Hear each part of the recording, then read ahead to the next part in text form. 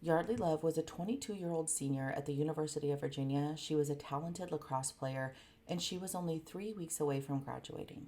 She should have been preparing for the exciting next chapter in her life, but instead, her life was taken from her inside her Charlottesville apartment on May 3rd, 2010. Yeardley had been in an on-again, off-again relationship with fellow UVA lacrosse player George Hughley V. By the time of her death, they had broken up, but their relationship had recently become extremely volatile. That night, George walked from his apartment to Yardley's apartment, and what happened next is horrific. George forced his way into Yardley's bedroom by kicking her door down, and during this violent attack, he repeatedly shook her, and each time he did, Yardley's head was violently striking her bedroom wall.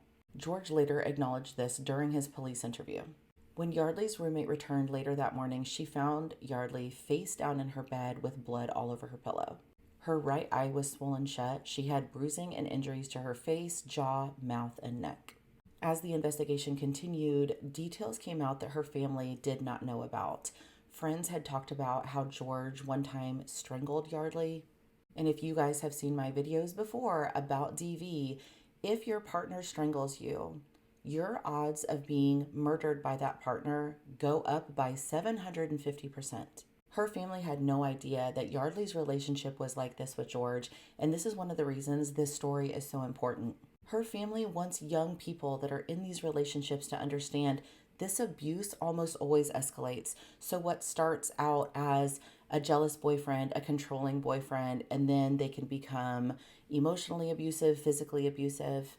These are the things that Yardley's family didn't realize before her life was taken. In 2012, George was found guilty of second-degree murder, and he was sentenced to only 23 years in prison. But Yardley's family refuses for her story to end there. They have started a foundation called One Love Foundation in her memory. The name of this foundation has a beautiful connection to Yeardley herself because number 1 was her lacrosse jersey number and Love is her last name. Their mission is to educate young people on what a healthy relationship looks like and what an unhealthy relationship looks like. So as this new college year is beginning, I want you guys to go out and experience the best year of your life, but I also want you to keep these things in mind. Whether it's you yourself or a friend or a classmate, there are resources available.